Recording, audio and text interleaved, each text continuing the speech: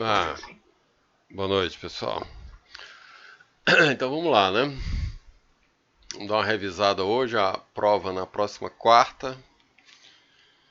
Segunda-feira não vai ter aula presencial. Eu vou talvez postar algum texto aí sobre harmônicos para constar aí na nossa aula de segunda.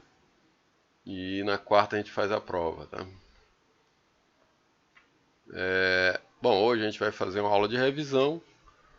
A prova dia 22 às 19 horas. A matéria da aula não, da prova do AV1 é até a aula 12, tá?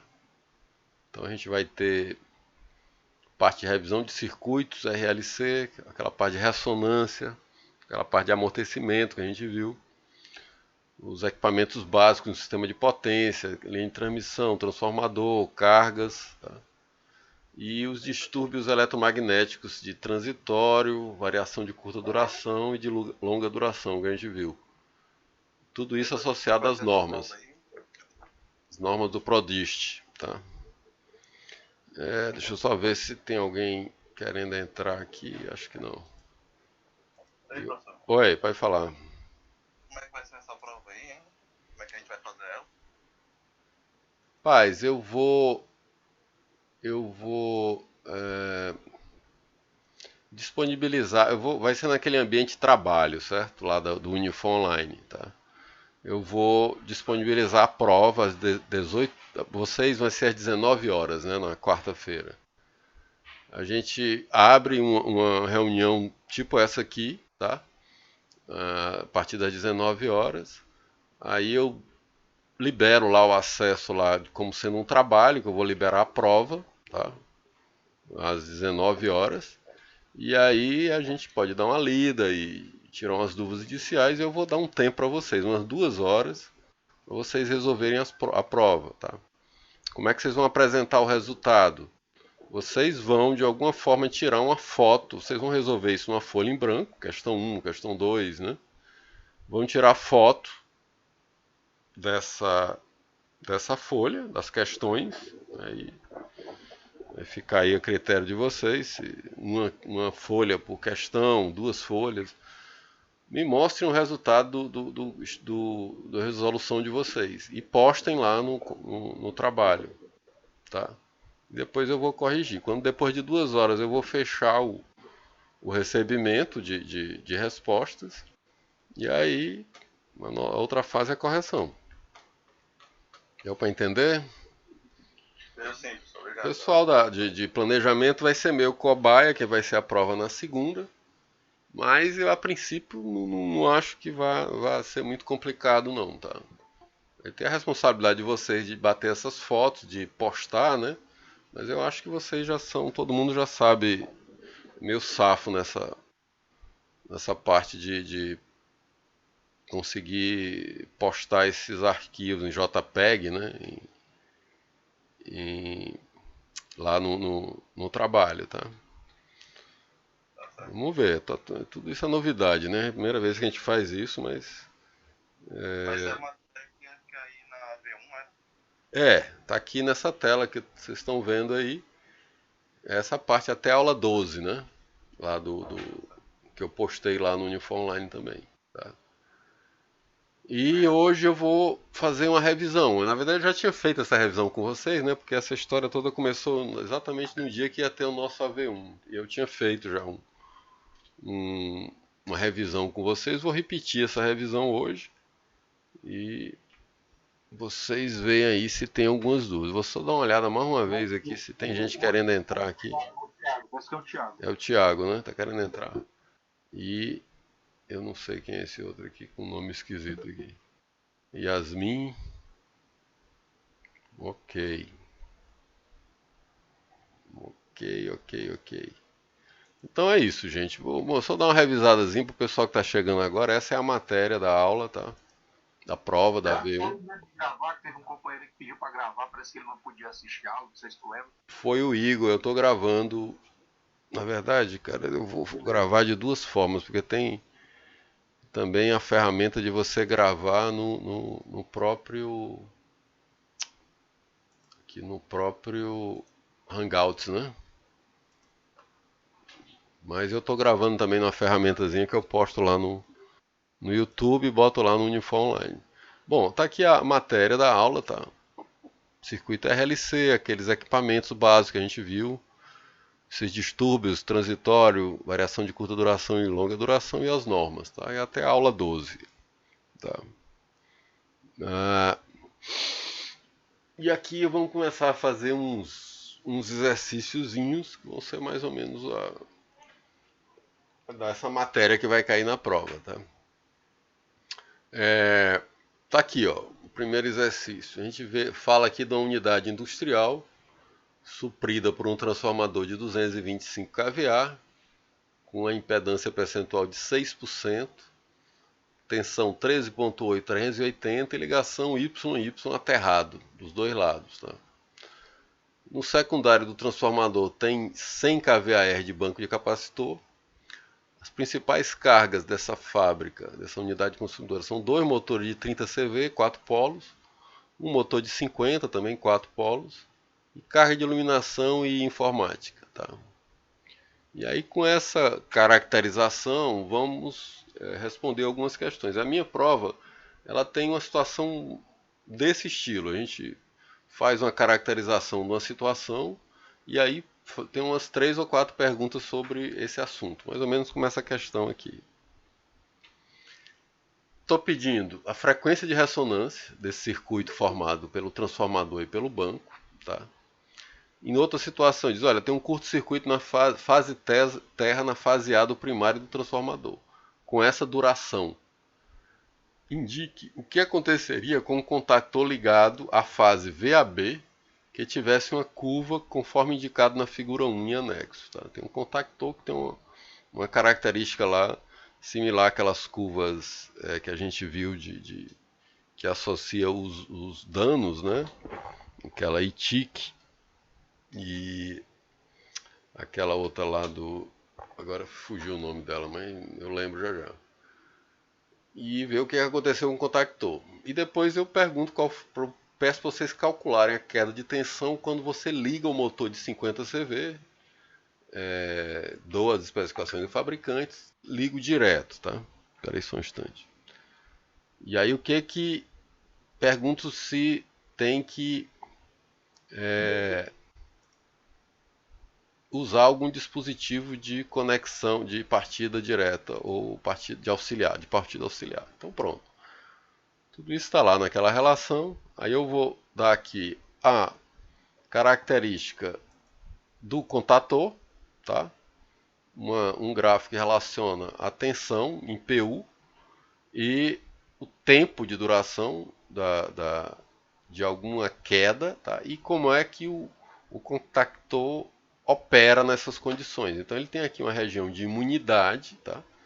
Ou seja, essa região aqui ele aguenta, não acontece nada. A região superior também não acontece nada, ele passa.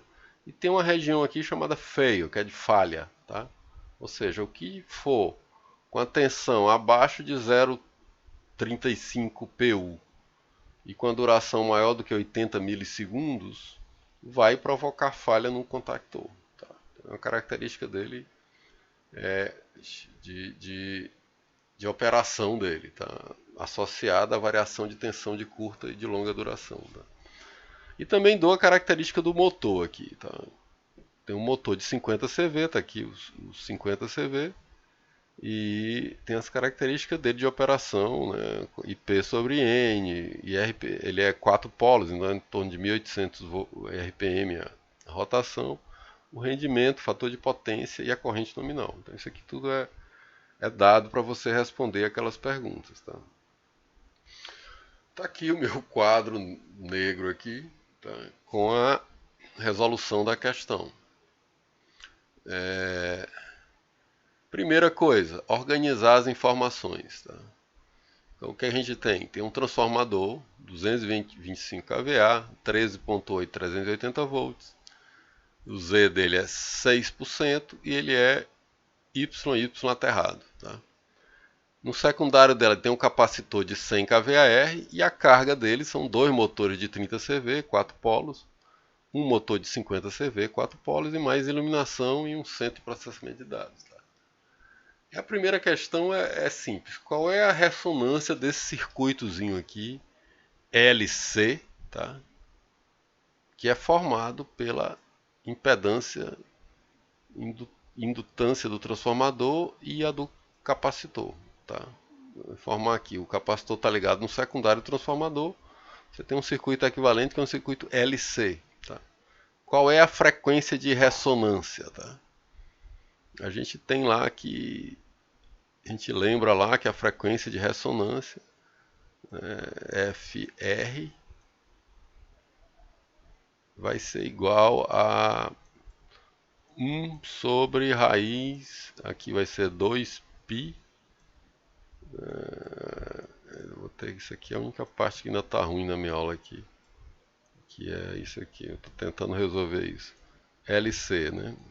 Então você tem que achar o L e o C e aplicar nessa fórmula aqui.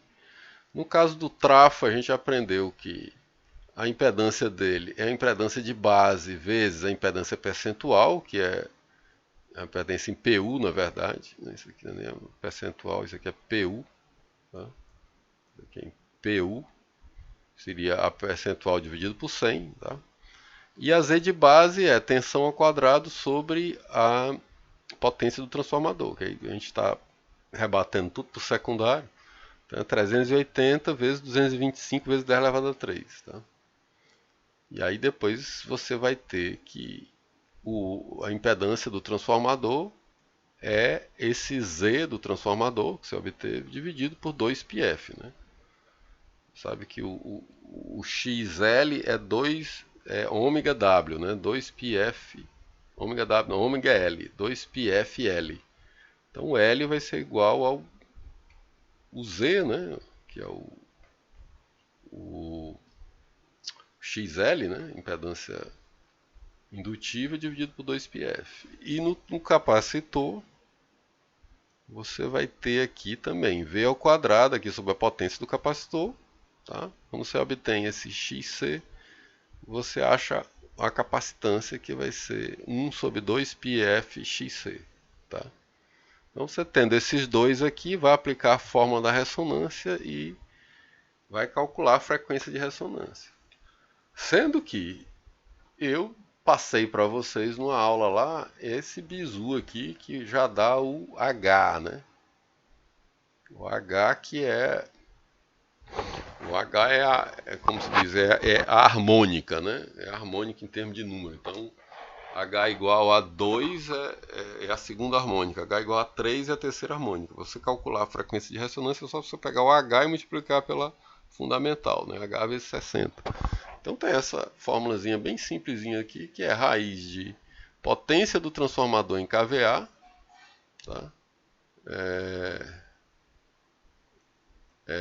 Vezes 100, dividido pela potência do capacitor em kVAR, vezes a impedância em percentual, né? Aqui esse 100 aqui é a divisão do Z percentual por 100, né? Do capacitor. Então o H vai ser 225 vezes 100 e 100 vezes 6, né? 100 é a potência capacitiva. Então aqui corta esse com esse, 225 sobre 6 vai dar 37. A raiz é 6,12. Certo? Você tem o H. Para saber a frequência de ressonância, basta multiplicar o H por vezes 60, que vai dar 367 Hz. Tá? Então aqui você tem a frequência de ressonância do circuito. Tá? O que daí você pode tirar? Quais são outras questões que eu poderia tirar daí? Olha, eu poderia, por exemplo, aí eu achei uma ressonância que seria a sexta harmônica. Vamos dizer se eu tivesse achado a quinta ou a sétima. Tá? E aí eu poderia perguntar, se fosse a sétima, o que eu poderia alterar nesse circuito para tirar, como a sétima, por exemplo, é uma harmônica mais comum, né?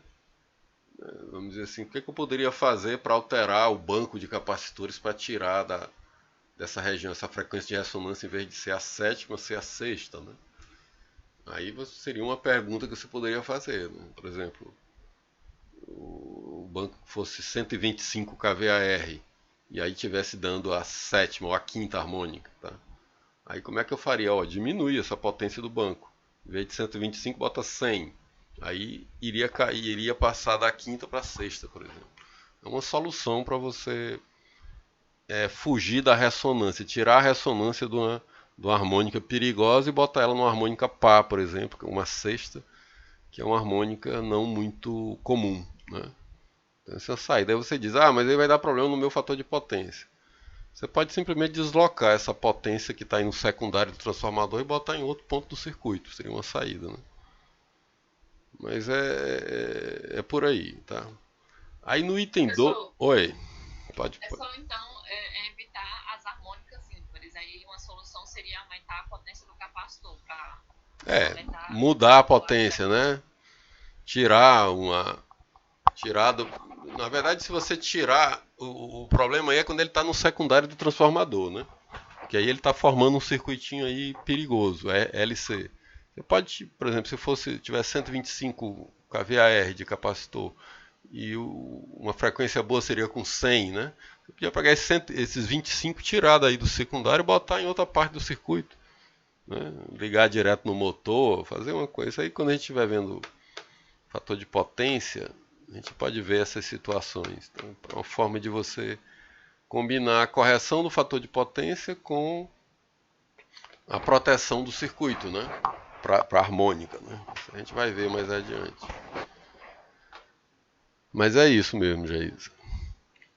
Aí no item 2 eu perguntei uma situação assim que tem um curto-circuito no primário, né, do transformador, que vai se refletir no secundário, obviamente, e tem lá uma carga ligada entre as fases A e B do secundário. Tá? Aí é uma parte que eu expliquei para vocês, que teve lá na aula, que a gente viu aquela história do rebatimento do primário para o secundário, que depende das conexões do transformador. Né? Tem uma tabelinha que mostra isso. Aí a primeira coisa que a gente vê é que já é dito no texto é que o tempo de duração desse evento foi 166 milissegundos. Tá? Então esse já é o tempo aqui já está o tempo da variação de curta duração. Você já sabe. Você pode ser em milissegundos, você pode transformar em ciclos, né? A gente sabe que cada ciclo de 60 Hz é 16,6, 16,7 milissegundos. Então aqui nós teríamos 10 ciclos. A duração desse VTCD é 10 ciclos ou 166 milissegundos. Tá? Então aqui o tempo você já sabe. Agora você precisa saber a amplitude. Tá? Tem um desenhozinho meio tosco aqui do primário e do secundário. Tá? Aqui o primário e aqui o secundário. Tá? A maiúsculo, B maiúsculo, C maiúsculo seria as fases do primário. E aí você tem um curto-circuito fase terra na fase A. Tá? Como é que ele vai se refletir no secundário? Tá? Aí aqui do lado tem um diagramazinho fasorial das fases tensões A, B e C. Tá? E eu mostro aqui que o curto-circuito na fase A vai levar, e como ele é aterrado, né? Ele vai levar a fase A, que estaria normalmente aqui nesse ponto, tá? Ele vai ser levado aqui para o zero, né? Teve o curto-circuito, ele foi zero. Então, o teu diagrama fasorial seria aqui, a fase A aqui nesse ponto, tá? A B e a C continuariam no mesmo lugar. Isso se reflete no secundário da mesma forma, tá? O Azinho, que é a tensão VA minúsculo do secundário, ele vai ficar bem aqui, ó. Tá? Puf, ele vem para cá, para esse ponto aqui. Tá? Então o problema foi na tensão, a carga estava ligada no VAB. Qual vai ser a tensão VAB? Né? A tensão VAB, ao invés de ser essa aqui, né, que seria o equivalente a uma tensão de linha, tá? Ele vai ser equivalente a uma tensão de fase, vai ser daqui para cá. Né? Então o VAB com essa ocorrência vai ser a conversão da tensão de linha para a tensão de fase, que é a tensão VAB sobre raiz de 3.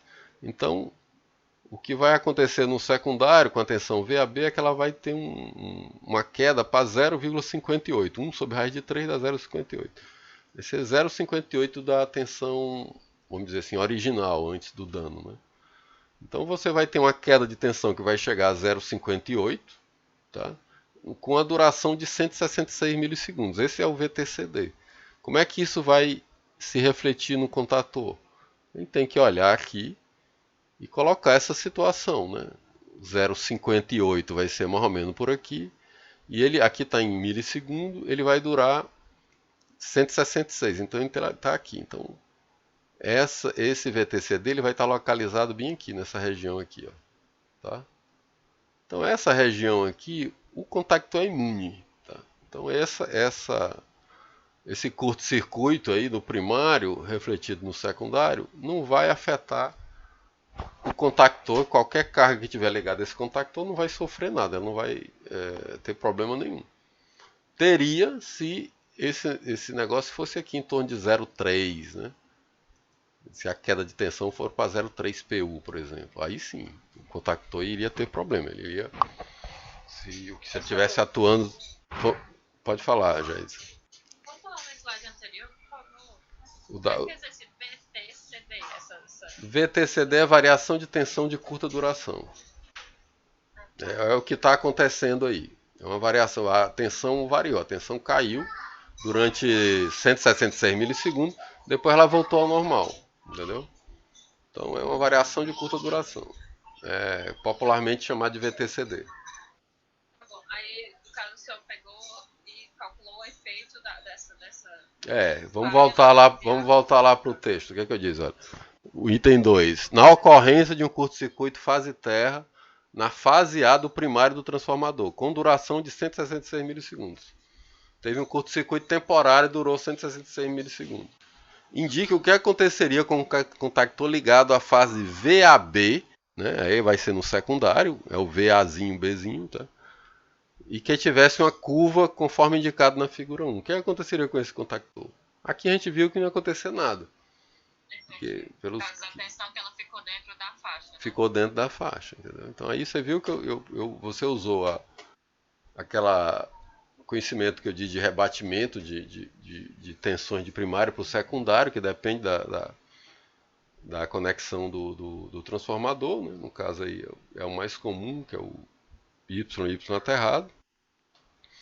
E fez esses contos e viu como é que isso estava se refletindo lá no teu contactor, tá? Aí, ok, agora eu quero ver a partida do motor. O que é que vai acontecer com a partida do motor, tá? Item 3, está aqui, partida do motor. Eu vou começar aqui desse lado, do lado aqui direito, tá? É um motor de 50 CV. Eu fui lá nas características dele e vi que o IP sobre N é 6,4 e que a corrente nominal dele a 220 volts era 122 amperes. Se vocês verem aqui, ó, é um motor de 50 CV, tá aqui ele. IP sobre N, que é a corrente com rotor bloqueado, 6,4. E a corrente nominal dele, 122 amperes para 220 volts. Cuidado com isso aqui. E aí você viu que o nosso motor está ligado em 380, porque a tensão de secundário dele é 380. Então não é 122 amperes a corrente dele. Tá? Então a gente vai lá, a fórmula para calcular a queda de tensão, quer dizer, a tensão mínima, né, que vai atingir durante a partida, é essa aqui, a tensão em PU, vezes o kVA de curto-circuito, do circuito, no ponto lá do motor, dividido pelo kVA de curto-circuito mais o kVA de rotor bloqueado. Tá? Então você tem que calcular o kVA de curto-circuito e o kVA de rotor bloqueado. Tá? O kVA de curto-circuito, a gente só tem os dados do transformador, tá? Ele é bem simples de calcular também, tem uma formulazinha. É só pegar o kVA do transformador, nominal do transformador, Tx, tá? E dividir pelo Z percentual. Aqui eu multipliquei por 100 aqui e deixei o Z percentual, né? Então dá 225 dividido por 6 vezes 100, tá? Que vai dar 3.750 kVA. Então eu tenho aqui já a potência de curto-circuito em kVA. A potência de curto-circuito de rotor bloqueado, ela vai ser a potência, né, com a corrente de partida, que é a corrente de rotor bloqueado, tá? Então ela é raiz de 3 VI, né, que é o kVA normal. Só que o I é o IP de partida e o V eu botei aqui em kV porque eu vou ter o resultado em kVA. Então eu já boto esse kV aqui, tá? Para me ter em kVA. Senão, se fosse em volts eu tinha que multiplicar, tinha que dividir por 1000, né? Então eu tenho a relação IP sobre N. O IP vai ser a relação IP sobre N vezes o IN, né? Então eu vou ter esse IP. Então eu tenho aqui raiz de 3 vezes 6,4 vezes 122 dividido por raiz de 3. Por que isso aqui? Porque eu estou convertendo do 220 para 380. Então aí é a mesma coisa de tensão de fase para tensão de linha, né? Eu tenho uma corrente de fase para corrente de linha, tá? Então aí é dividir por raiz de 3, né? Se tem uma tensão maior, a corrente vai ser menor. A tensão vai ser 380, então tem que dividir por raiz de 3. Tá? O raiz de 3 corta com raiz de 3 aqui. E o kVA de rotor bloqueado é 6,4 vezes 122 vezes 0,38. Dá 296,7 em kVA, né? Então eu já tenho o kVA CC, tem um kVA de rotor bloqueado, agora é aplicar aquela fórmulazinha para ver quanto vai cair. Agora eu venho aqui para esse lado. Ó. O V mínimo em PU vai ser o V em PU, né? Pode ser 1, vezes 3.750 dividido por 3.750 mais 296,7. Vai dar 0,92 vezes o VPU. O que está dizendo aqui? Que a partida desse motor direto vai ocasionar uma queda de tensão a 0,92 da tensão que está lá na linha. Tá? Então esse é um efeito preocupante, você está caindo aí 8, 10% da tensão. O ideal é você ter um dispositivo de partida auxiliar. Tá? Se fosse até 95, 96, você não estaria saindo dos limites normais, mas já 92, 10% aí é bom você usar um dispositivo auxiliar. Tá? Então, é a forma. Qual o limite, professor? Na norma, né, os limites aceitáveis de tensão é em torno de 5%, né, de queda de tensão. Tá? Então seria até 95%. Até 95% é razoável, você não precisa mexer. Tá? Mas no caso desse aí, é melhor você ter um dispositivo de partida auxiliar, mesmo porque às vezes a tensão não está na nominal, né? Não é a nominal, a tensão da rede, já tem uma queda.